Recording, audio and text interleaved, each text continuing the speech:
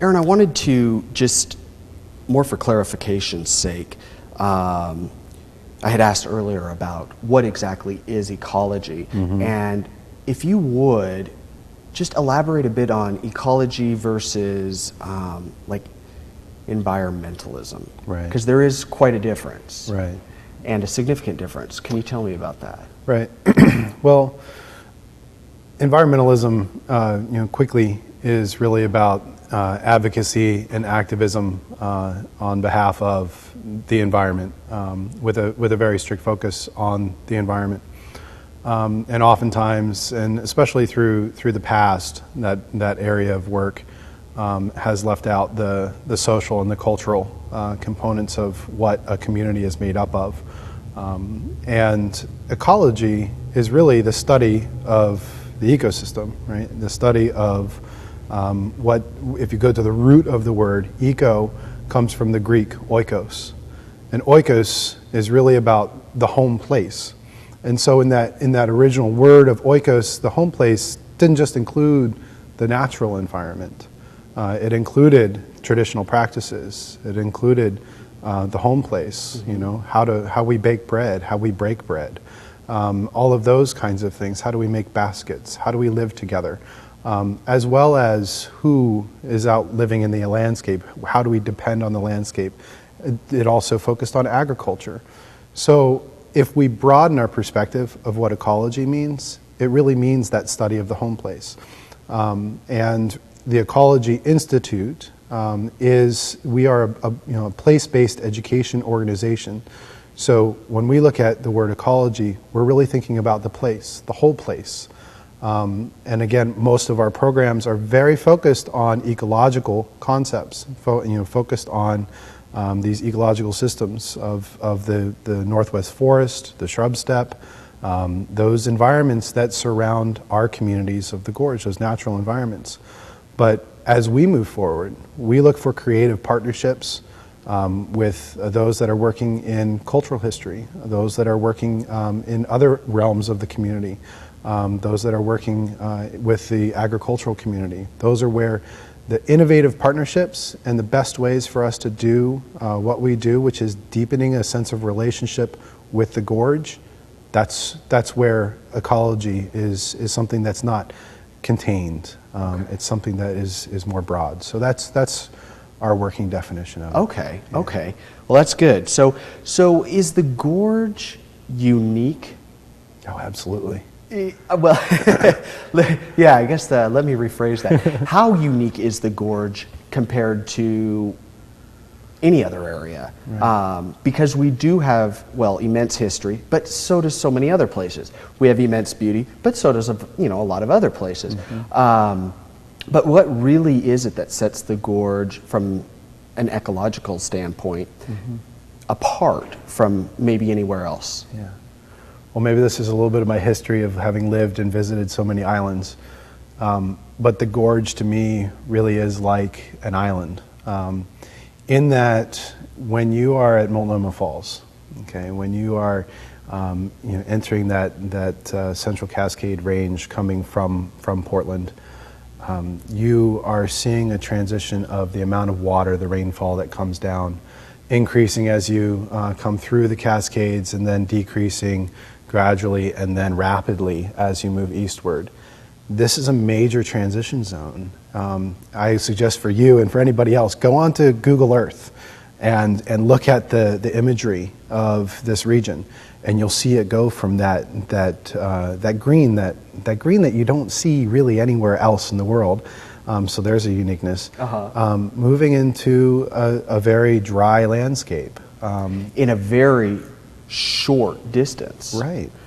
It's all very, very close. Exactly. And so what you have is you have that Northwest forest and you have that shrub steppe, and if you go to the Klickitat area or you go through Mosier, here's this transition zone, right, where you have an overlap. And within these types of areas you have adaptations of plants and animals.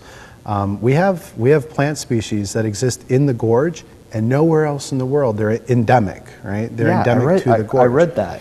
Yeah, and that often, that endemism we see in islands all the time, because plants and animals, they get to an island, they adapt to that new environment, and they become new species. Now, we see that in the gorge, but what also makes the gorge unique is that cultural history, that social history, and also the history that's being made today. You know, today is tomorrow's history, right?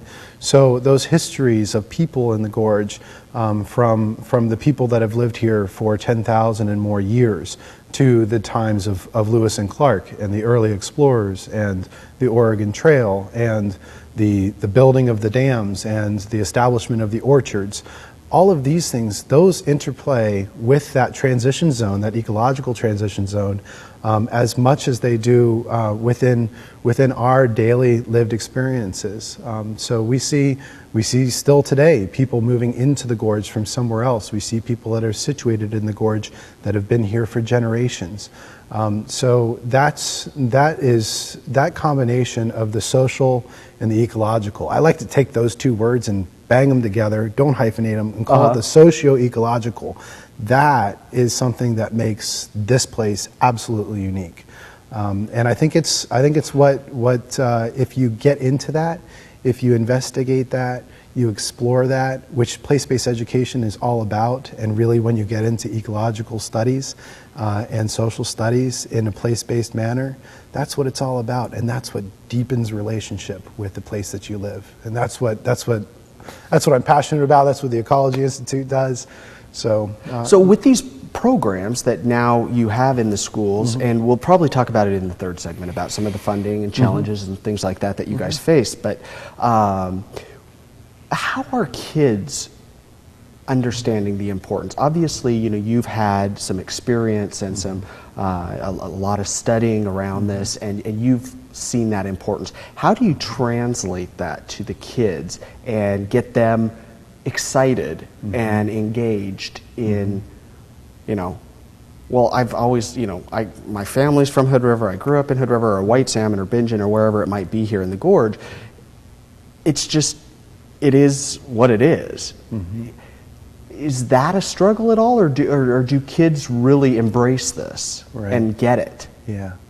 Well, I view youth or children, they not as a tabula rasa, not as a blank slate.